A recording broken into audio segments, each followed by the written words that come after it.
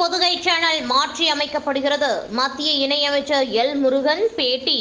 கோவையில் பல்வேறு நிகழ்ச்சிகளில் கலந்து கொள்வதற்காக வருகை புரிந்த மத்திய தகவல் ஒலிபரப்புத்துறை இணையமைச்சர் எல் முருகன் கோவை விமான நிலையத்தில் செய்தியாளர்களை சந்தித்தார். அப்போது பேசிய அவர், தை மாதம் பிறந்தது, தமிழகத்தில் சூழ்ந்திருக்கின்ற இருள் விலகி ஒளிமயமான தமிழகம் வர இருக்கிறது என தெரிவித்தார்.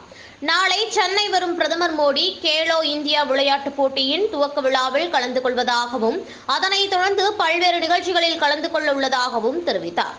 மேலும் நாளைய தினம் ஒரு முக்கிய நிகழ்வாக டிடி பொதுகை புதிய மாற்றத்துடன் மக்கள் விரும்பும் வகையில் மாற்றி அமைக்கப்பட்ட ஒரு புதிய சேனலாக பிரதமர் துவக்கி வைக்க உள்ளார் என்றார்.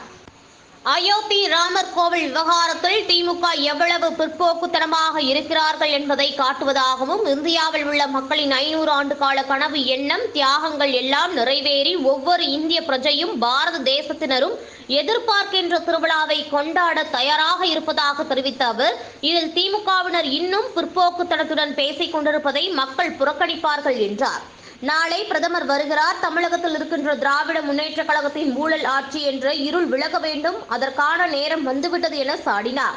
கோவையில் பாஜக முக்கிய நிர்வாகிகள் முகாமிட்டுள்ளது குறித்தான கேள்விக்கு அதை பற்றி பிறகு விளக்கம் அளிக்கப்படும் என தெரிவித்துச் சென்றார். அன்பார்ந்த கோவை ஊடக சகோதரர்கள், உங்கள் அனைவருக்கும் என்னுடைய அன்பு கலந்த வணக்கத்தை தெரிவித்துக் கொண்டு, பொங்கல் முடிந்திருக்கிறது, தை பிறந்திருக்கிறது. தை மாதம் பிறந்ததில் நமக்கு ஒரு நல்ல தமிழகத்தில் சூழ்ந்திருக்கின்ற அந்த இருள் விலகி ஒரு ஒளிமயமான தமிழகம் வர இருக்கிறது. நம்முடைய மாண்புமிகு பாரத பிரதமர் திரு நரேந்திர மோடிஜி அவர்கள் நாளைக்கு சென்னை வர இருக்கிறார்கள். அவர் நாளைக்கு சென்னையில் அந்த கேலோ இந்தியா ப்ரோக்ராம் கலந்து